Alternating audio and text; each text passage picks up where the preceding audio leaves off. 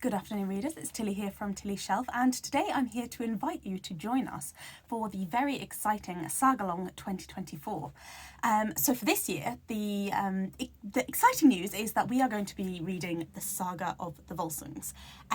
So for those of you who have a very long memory and who have been part of Sagalong since the very beginning, you may well remember that back in the first year of Sagalong, which I think was 2019, we didn't know obviously that it was going to be an event that would last as long as it did.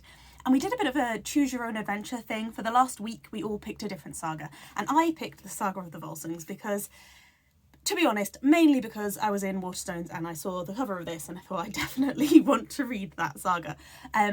And every subsequent year, people have been saying, oh, which saga should we read? And I've been saying, the Saga of the Volsungs is pretty good. And finally, they have listened to me. So this is a fantastic saga and it's a really good first saga. If you have never joined Sagalong before, I would extort you to come and join us this time for this amazing, very short, very manageable, accessible saga. So sagas vary quite a lot in their style and scope, but the Saga of the Volsungs is a much more mythic saga. It was written down at a much further remove from the events that it describes. So although theoretically there are some real historical events here, the elements of myth and fantastical creation and everything have crept in to a slightly greater extent in the writing down of this one.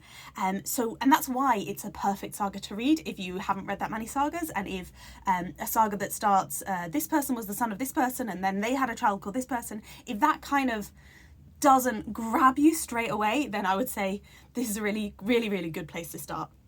So if you are somebody who loves the kind of elements of folklore and fairy tale that include things like shape-shifting, wicked wolves, enchanted apples, and women fated to see the future but not be believed, then this is the saga for you. Likewise, if you like kind of later fiction, if you've loved fantastical stories in your time about revenge, quests, magic rings, and dare I say it, dragons, then this is the saga for you. And if you are interested in historical works that have inspired modern authors, modern creators, I suppose, like William Morris, Wagner, and even Tolkien himself, then this is the saga for you. And it's so short. You can definitely get away with reading this over the next couple of weeks easily. So for this year, we're doing kind of a very laid back approach to Sagalong. So we're just doing this one saga, this one really short, easy, accessible saga. And we are reading this over the next couple of weeks. We're doing this announcement video, and then in a couple of weeks' time, we're just going to do a general wrap-up, roundup video. We will be talking about it on our little Voxer group between us as co-hosts, and I think there is also now a Discord thread for it within Historathon 2024. If you're part of the wider Historathon read-along, you can join that Discord thread to talk over the joys of this saga. We've got a couple of different hosts and co-hosts. Like the Sagalong hosting family has always been quite flexible. We were brought together way back when by Elena Macredina, who I don't think is making videos anymore, but she's still in the chat group. This year we have got, hoping that I've covered everyone, Mark at Richardson Reads, Vin at Revenant Reads, Mark at Book 10 with Elvis, Steve Donahue, Shawn D Standfast, and Jack at Rambling Raconteur. And I'm really sorry if I've forgotten everyone, but that's the group that we are at the moment.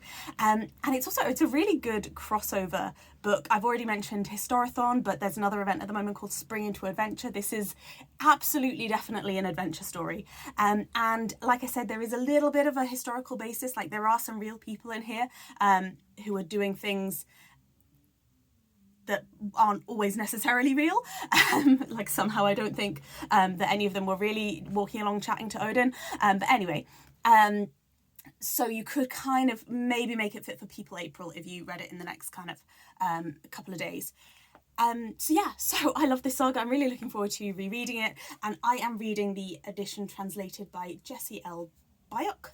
And this is a Penguin edition, and they've done it like a special set of 5 books that inspired Tolkien, and that's why it looks particularly nice, I think. The quote on the back is great, just to give you a flavour. If you travel a road where evil creatures dwell, be wary. So good start. yes, there are a couple of other translations, like one by William Morris, that are available for free online if you should want to find it online and join us that way. So thank you very much, and yeah, I hope that I see some of you picking up this book in the coming weeks. Bye.